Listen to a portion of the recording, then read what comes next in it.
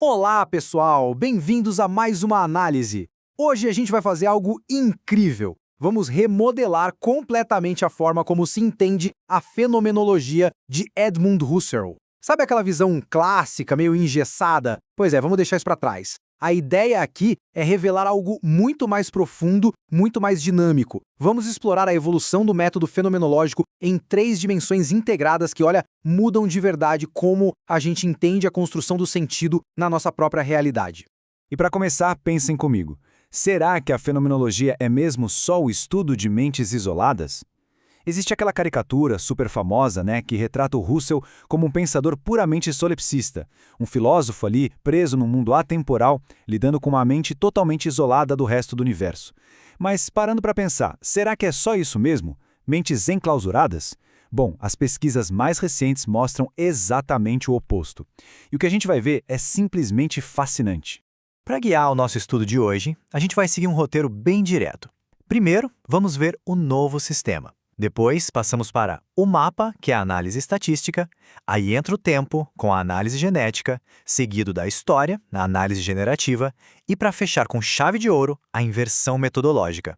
Então, vamos logo para o nosso primeiro ponto, o novo sistema.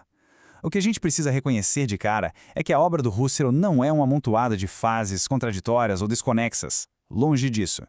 Os estudos mais recentes mostram que o trabalho dele é um todo sistemático, contínuo e não só uns experimentos filosóficos soltos por aí. E esse sistema, que é super dinâmico e cheio de níveis, se sustenta em 3 etapas principais. A gente tem a análise estática, que foca nas estruturas em si. Depois vem a genética, que traz para o jogo o devir individual. E a generativa, que abraça a comunidade histórica inteira.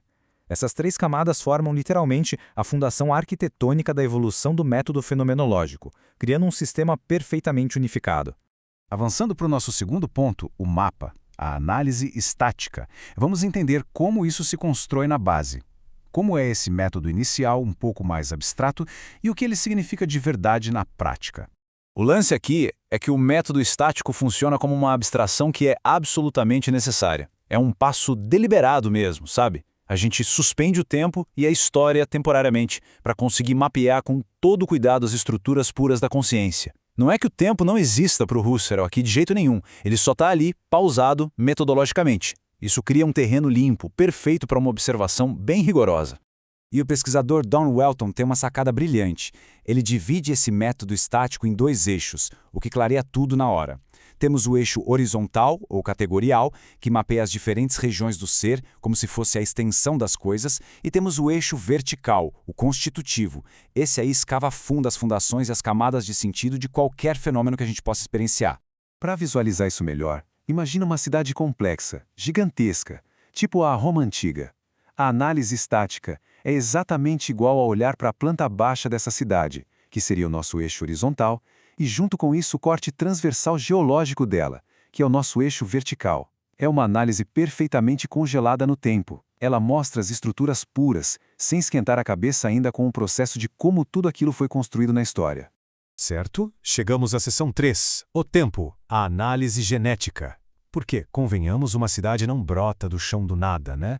É aqui que o fluxo temporal entra com tudo de volta no sistema fenomenológico, inaugurando a segunda dimensão dessa integração. O próprio Husserl usa uma metáfora sensacional para isso, o fio condutor. A ideia é que o método estático não é, de forma alguma, o ponto final da jornada. Ele é uma pista.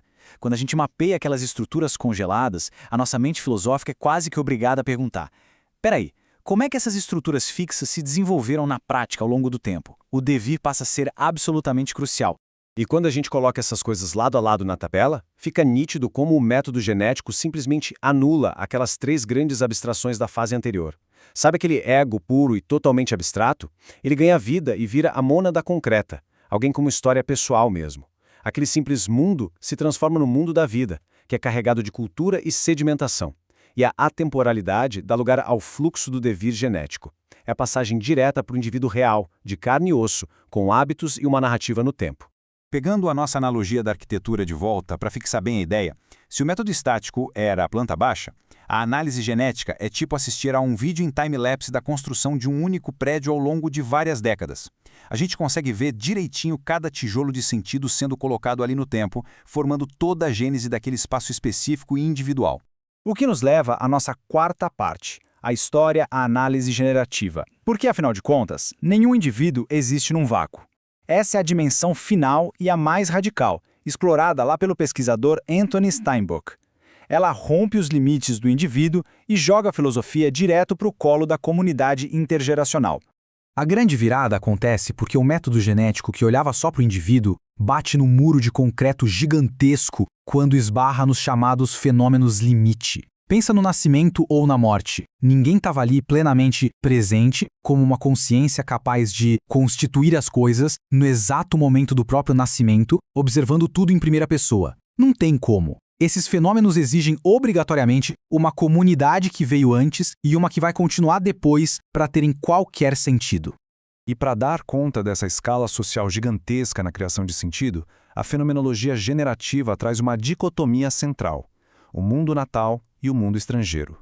O mundo natal não é só o lugar no mapa geográfico, não. É a tradição normativa, a língua, os rituais que a comunidade compartilha e herda. Do outro lado, o mundo estrangeiro é co-constituído exatamente como aquilo que é inacessível ou desconhecido para nós. É isso que estabelece de fato o nosso verdadeiro quadro social histórico. E para fechar aquela nossa metáfora da cidade com a grandiosidade que ela merece, a análise generativa seria a história viva, pulsante, intergeracional. É a evolução arrebatadora da cidade inteira, passando por incontáveis gerações. Não é mais só uma planta estática, não é mais um prédiozinho em time-lapse. É o devir cultural vasto e formidável de uma civilização inteira. Chegamos então na seção 5, a inversão metodológica. E preparem-se, porque tudo que a gente viu até agora, toda essa estrutura sistemática e progressiva, vai virar completamente de cabeça para baixo. É uma mudança de paradigma gigantesca no entendimento dessa teoria. A evolução da linguagem demonstra isso de um jeito fantástico.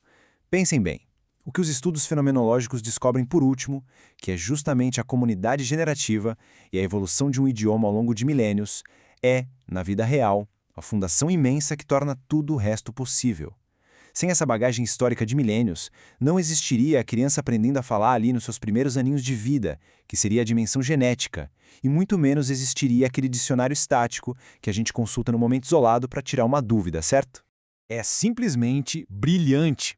A ordem de descoberta dos métodos vai do estático para o generativo. A gente começa do mais simples e abstrato e vai ampliando. Mas a ordem ontológica, ou seja, a ordem da realidade em si, flui exatamente no sentido oposto. A consciência de um indivíduo só existe de verdade dentro de uma estrutura histórica que já está viva. A comunidade generativa é a realidade mais concreta possível.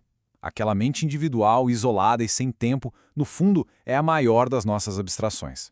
Toda essa fenomenologia absurdamente rica, até na sua fase generativa mais complexa, opera no que a gente chama de desvelamento. É tudo aquilo que a capacidade humana consegue descobrir e constituir ativamente por conta própria. Mas a pesquisa contemporânea aponta para uma fronteira final. É a diferença aguda entre esse desvelamento ativo e a ideia de revelação. A revelação diz respeito àquilo que a consciência não pode fabricar de jeito nenhum. Ela só pode receber. É algo que vem de um absoluto além.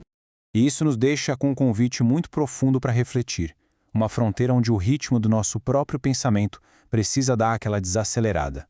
A fenomenologia mapeou tudo, as estruturas puras, o devir de cada indivíduo e essa evolução histórica imensa para criar sentido. Mas o que acontece quando esse método tão poderoso, que foca no que a gente consegue construir ativamente, esbarra no genuinamente sagrado, ou no transcendente absoluto, que simplesmente nos é dado de presente? É exatamente nesse ponto que a filosofia encontra seu limite máximo e a verdadeira imensidão do desconhecido se abre diante de nós. Fica aí a reflexão. Muito obrigado por acompanhar mais esta análise.